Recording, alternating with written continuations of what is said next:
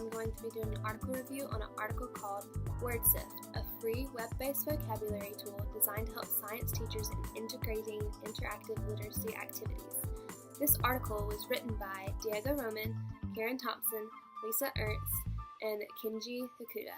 People are coming up with ideas all the time of how to teach vocabulary, and this article is about one of those ideas, and it's called Wordsift. I'm about to tell you all about it. In this article, it discusses exactly what Wordsift is, and then it also gives steps on how to use all the different features of the website. It also will talk about research on the vocabulary importance and also research to back up the reasons for making this website in the first place. And then it also gives concrete examples of how teachers can implement Wordsift into their classroom. Just like all good articles trying to make a point, this article starts off by stating the problem before it suggests a solution. And this problem is that there's a major gap in vocabulary and semantic knowledge. And this gap can prevent readers from comprehending grade-level text. And now I'm going to talk about some true research that was mentioned in the article of ways we can fix this problem. Goldenberg indicated that teaching words directly and explicitly is one vocabulary developmental strategy that is proven very effective in many studies. Also, Gersten and colleagues pointed out in 2007 that there is a strong evidence that providing high-quality vocal instruction throughout the day has a positive effect on literacy development. Studies also state that learning vocabulary through multiple modalities, which is like listening, speaking, reading, or writing, is more successful than looking up words in a dictionary. Seeing this problem, these authors of this article wanted to fix it. They wanted to come up with a way that students could learn vocabulary in a fun and successful way. So they came up with Wordsift. And again, Wordsift is a free web-based vocabulary tool designed to help science teachers in integrating interactive literacy activities. Another problem is that teachers focus mainly on the content vocabulary instead of the academic vocabulary. And academic vocabulary, if you don't already know, are words that are not necessarily used in everyday conversation, but they appear in textbooks in all different subjects. For example, many science teachers, for instance, assume that students, even English learning students, already know the general academic vocabulary and they only focus on the scientific vocabulary. Wordsift is a website that allows teachers of all grade levels to explore the language of text they are using in their classroom. For example, it can quickly identify important academic words that appear in the text by highlighting words that appear in the academic word list. And the academic word list is a list of 570 words that they picked based off of research of most common academic words over all content. You can also choose the option of picking content-specific word lists as well. Okay, so now we're going to go through each feature of the website, and I'm going to be providing screen recording so you can really see what Wordsift is all about.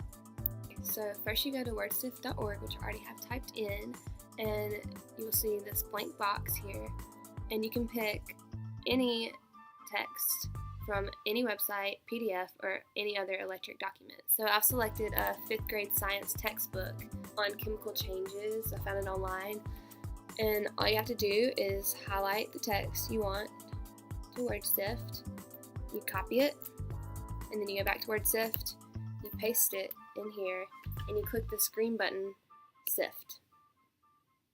The first thing that users see after sifting a text is the list of the 50 most common words in the text that they sifted. So these words are sized according to their frequency in the text. So the most frequent in text appear the largest. So here you see that change appears the most times, and you can put your mouse over the word and it'll tell you that change appears 9 times. When you find a smaller word, you see that awesome appears only 1 time. So there are several options that you can do here. So first of all, you can select your cloud style. So if you want to change it, it just changes the look of it, but the most frequent words still appear the largest. Or you can change the way that you sort the words. So you can resort from A to Z. You can do them in alphabetical order. You can do Z to A. You could also do most common to rare. So you see here that new is the most common word, but then CK12 is obviously not that common. And then you can also do rare to common. So instead of the word cloud, you can always change it to text view up here, and then it lists the whole text that we sifted. And also I did a very small text. You can do a whole chapter. You can put as many words as you want. And then over here it gives all the statistics like word count, character count, syllables per word. It has all those numbers, and then the readability, it has all those numbers as well. Now that you've seen the home page and the word cloud, we're going to go to the next feature, which is Google Images. So you just scroll down, and here's the Google image section, and as you can see here it says, due to changes in Google's image search policy, Wordsift can no longer perform video searches directly at all and can only perform 100 limited image searches per day on behalf of our many users around the world. So it came up with an alternative way where you can click images and it will Google image the 2 most common words, which is changing chemicals, so that can help students understand it more. You can click videos and it does the same thing. So here are all these videos on chemical changes. So to the left of the Google image section is the WordNet visualization, and that was created by Princeton psychologist George Miller. And a WordNet visualization is basically an interactive thesaurus. So you see that they put change in the very middle because it is the most common word, and connected to it are a bunch of synonyms. When you roll your mouse over any of these dots, you get definitions of it. So the green is verbs, and the red is noun. And so related to that, so this noun is a flat metal piece, usually a disc used as money. So then coin is connected to that, because that is a version of change. Or you could click up here and it gets more or less, and that gives you an option of more or less words. You can also click one of these words, so say I click replace, and that makes replace go in the middle, and it does a word web for replace. So that's pretty cool. Alright, so if you go to the bottom of the screen, then you will see all the times that the word change is in the context. So it will give you all the sentences that change is mentioned. It said it occurs 9 times in 8 sentences. So it'll give you all 8 sentences here. You can also scroll back up and you see how the word change is red, and that's because it's the word we're focusing on, but I can always change out any of these words. So I'm going to pick firework, and I scroll down, and now it shows all the different times firework is listed in this text. So after this article talks about how to use all the features on the website, it then goes in how to apply that into your actual classroom.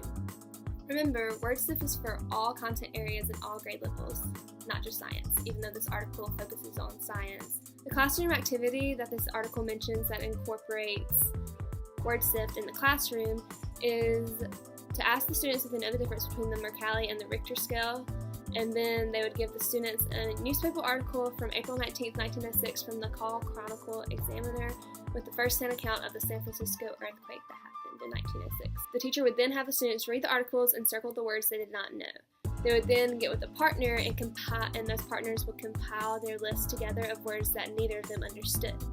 Then the teacher would ask each pair to share the words with the class, and the teacher would make a big list joining all those words together on the board.